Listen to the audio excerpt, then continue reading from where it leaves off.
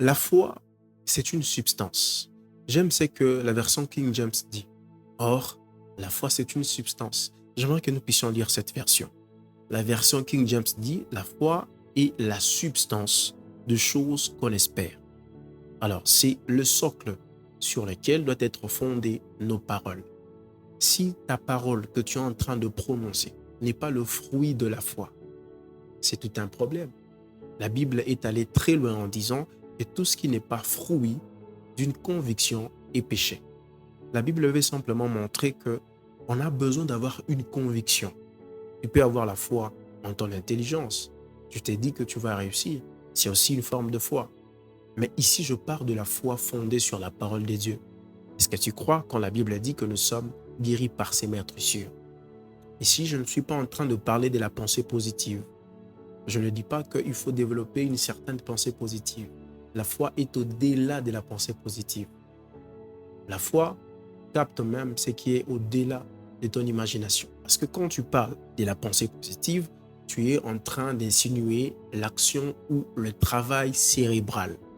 Parce que quand tu parles de la pensée positive, c'est ta pensée qui est en train de travailler. Mais quand je parle de la foi, je parle d'une substance à partir de laquelle d'autres choses peuvent émerger.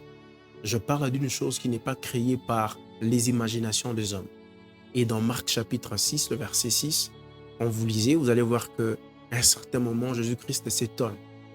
Il s'étonne de ce qu'il n'y avait pas de foi. J'aimerais que nous puissions lire cela.